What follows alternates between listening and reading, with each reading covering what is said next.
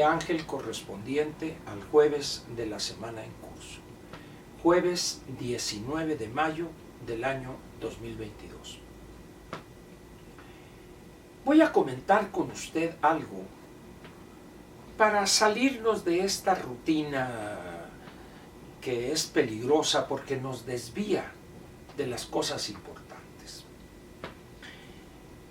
Yo no sé si se ha dado cuenta usted la forma tan fácil en que mucha gente cae en estos distractores que el presidente, el bulto López Obrador, utiliza para desviar, como dije, la atención de los problemas centrales del país.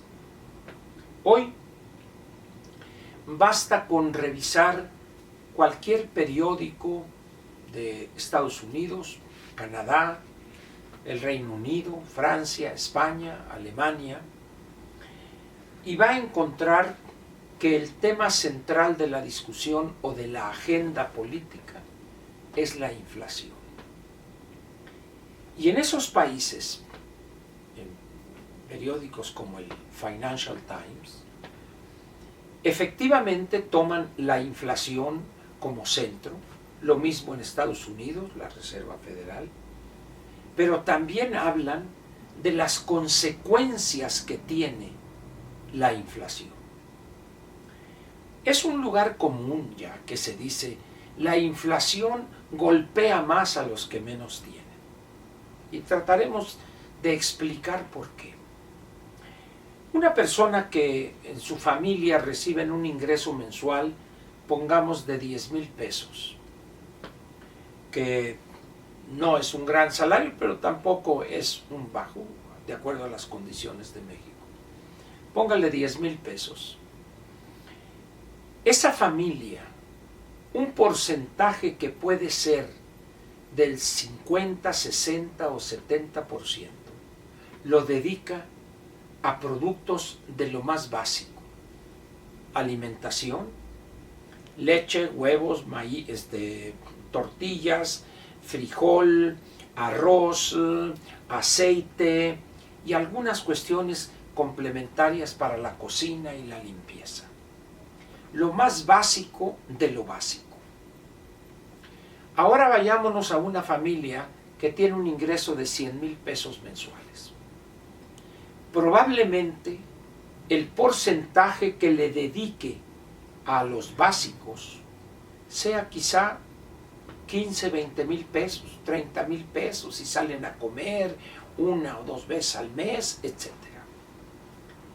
De tal manera que cuando la inflación como la que estamos viendo hoy, que ha afectado las cadenas de distribución y la producción de granos, sean cereales o oleaginosas, la distribución de fertilizantes que ya ha golpeado la producción en algunas regiones de Estados Unidos, de Europa mismo, en Ucrania ni se diga. Entonces, eso va a hacer que esos productos todavía se mantengan en lo que resta de este año y el siguiente a precios elevados. De tal manera, pues, que no tiene mucho sentido hablar solamente de la inflación en términos generales, si no nos vamos a las consecuencias que tiene ese flagelo económico. La inflación puede dar lugar, si los gobiernos no entienden la gravedad o la profundidad del impacto de mantener tasas elevadas de inflación, y ahorita regresaré a esto de tasas elevadas. Esto puede dar lugar a problemas sociales y violencia incontrolada, saqueos de tiendas departamentales, destrucción de otras tiendas, etc.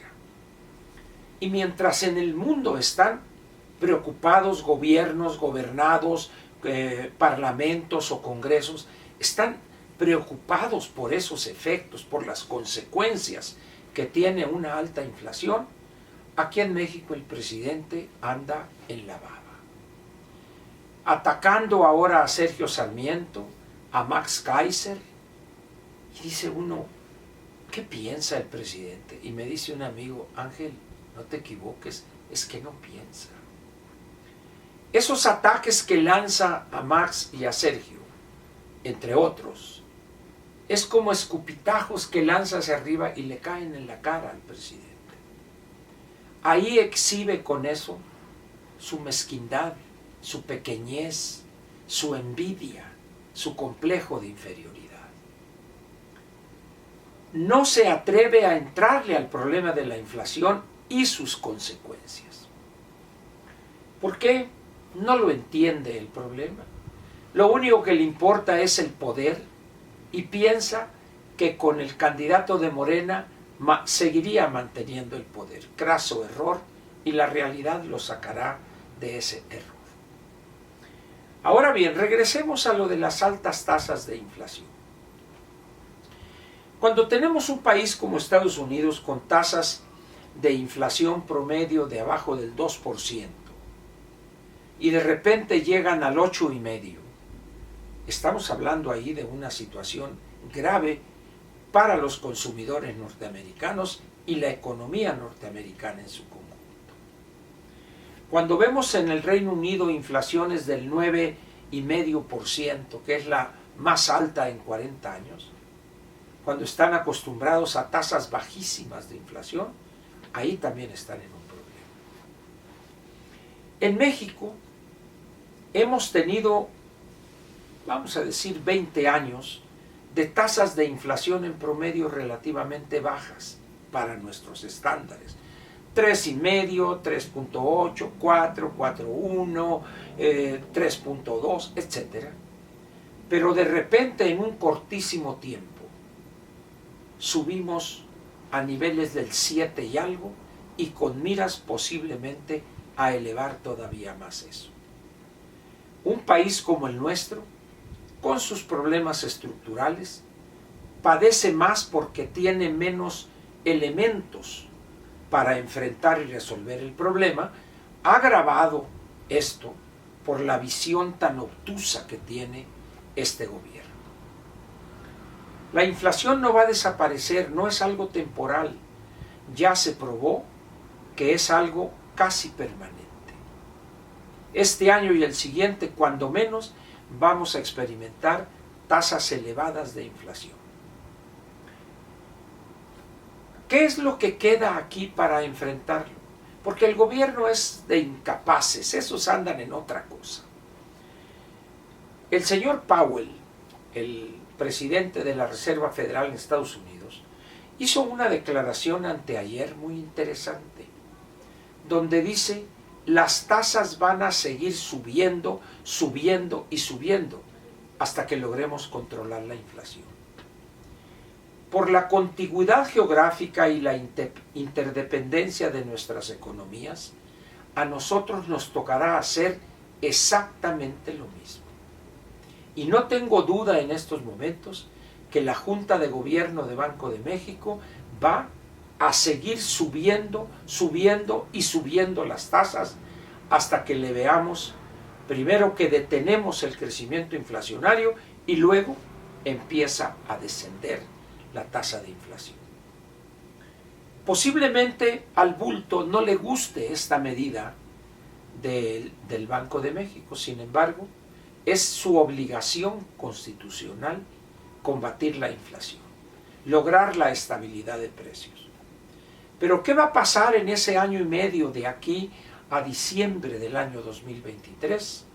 Que millones de mexicanos van a padecer en sus niveles de consumo y en la ingesta alimenticia una elevada inflación. Este PASIC es una tomada de pelo. No confíe usted en eso.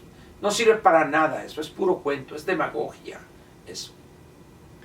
No hay medidas importantes que permitan lograr crecimiento económico, que es lo que ayudaría, con la consecuente creación de empleos, a ayudar a paliar esa situación de los más desprotegidos en términos de ingreso. Pero repito, al presidente eso no le interesa. El presidente está en una dinámica producto de su desesperación y su locura, donde lo único que le interesa es conseguir más poder y ganar las elecciones el 24. Eso es todo lo que le interesa. Sin embargo, no se da cuenta que con la conducta que tiene y con ese desprecio que tiene por los verdaderos problemas del país, podría encontrarse con sorpresas desagradables en materia de victorias electorales. Alguien dirá, Ángel, está muy lejos el 24. No, el 24 ya está aquí con nosotros. ¿No ve usted los pleitos a muerte que traen en Morena? Tenemos 6 elecciones, de las cuales posiblemente, espero que así sea, la oposición ganaría 3, y el año próximo es casi seguro que ganaría el Estado de México.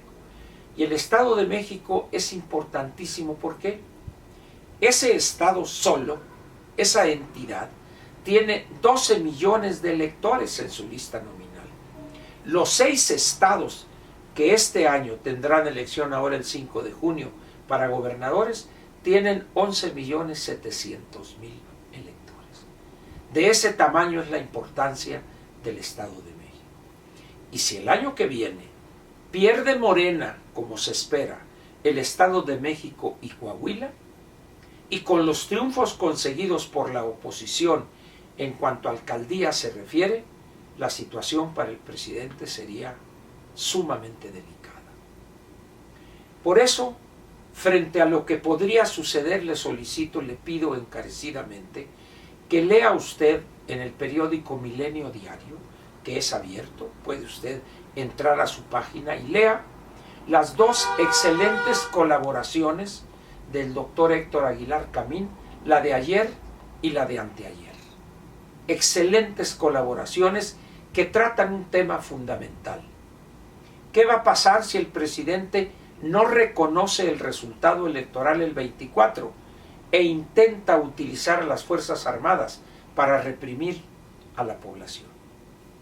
Lea esas 2 colaboraciones del doctor Aguilar Camín y le agradezco su presencia aquí y nos vemos mañana para cerrar la semana en el viernes de la semana que, como digo, va a terminar mañana. Gracias.